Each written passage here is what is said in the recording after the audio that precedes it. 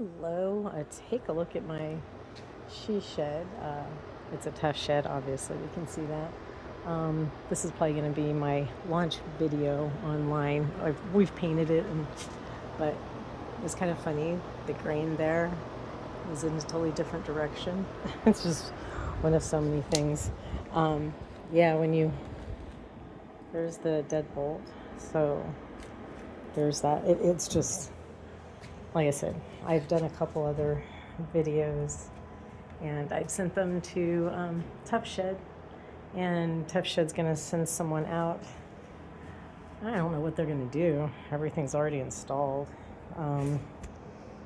Yeah, so anyways, if you're gonna get a Tuff Shed, just know that between the top grade, quote unquote, per their website, dimensional lumber, and then the people that they will hire to install it, that exceeds tolerances per the standards. But what do I know?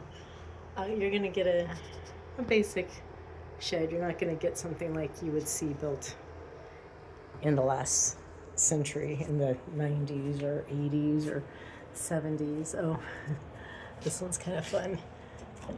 So they split the wood when they installed, and it doesn't line up. Most of them don't, so we're gonna have to shave those to be able to put a wall in. So there's that, and all the waning, which is that variance, and then actual just flat out damage. And so from my experiences, I feel like Tuff Shed really isn't. I mean, they gave me a slight discount, but maybe it was just because they had a bunch of bad wood they needed to use up. I don't know.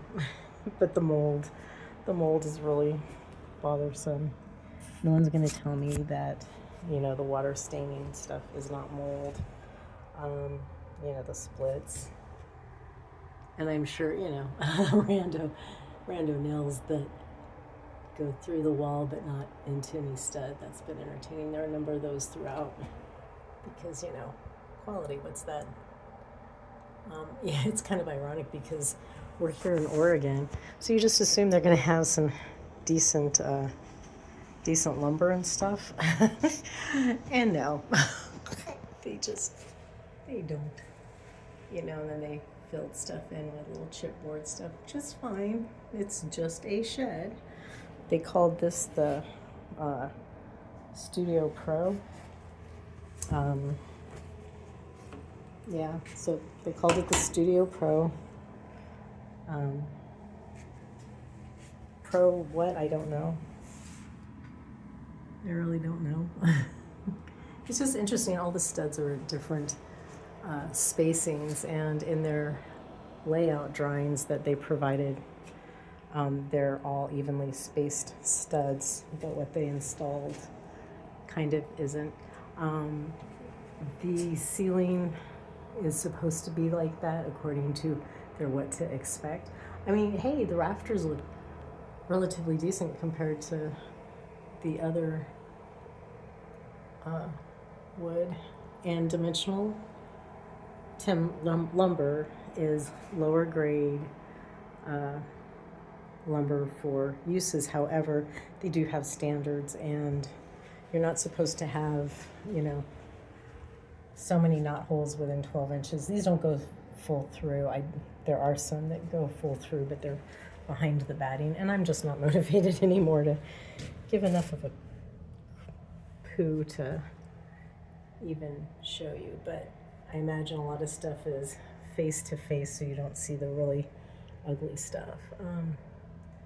But this is my Tuff Shed on-site construction. And this is the quality, so I must assume this is pretty standard for Tuff Shed. The only reason I didn't go with any other local outfitter was just because everyone else was really super slow to respond. And then when they finally do respond, they're like, oh, hey, we're interested. Like, well, I guess they were busy until they weren't, and then they became interested. And of course we have sap dripping. So I guess what I'm going to do is end up just painting with a mold retardant paint the beams that seem to be water stained and mildewy and moldy. I'm gonna seal those, and you know that you can't see through to the, well, you can kind of see, you can see outside, so, but it's just a tiny, it's not, oh look, where's Sap? What a pain in the butt. So that's the kind of quality. That's dimensional lumber apparently. And you know, all the little things. So at least we're going to be putting in batting, as you could see, so that won't be an issue. And there are two or three different grades on the studs. They're common 1 and common 2.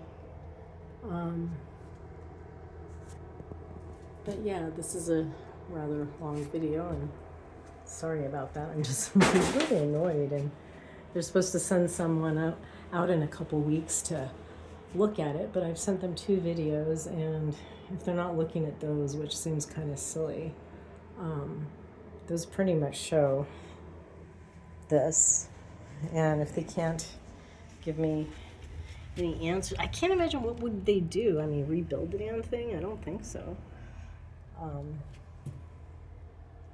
Yeah, that doesn't make sense. I don't have time. We already painted the outside, and that was a whole nother thing. I wanted it to be dark green trim, but the Rust-Oleum I bought was so watered down, it was see-through, and I don't have time to spend putting, you know, a bunch of different coats on. So I've had just not great luck on a lot of this stuff so far. Anyways, so I will shut up now because, you know, dang, I should have not put those. So we've already painted it. We're not going anywhere. We've realized that we are just going to have to deal with this.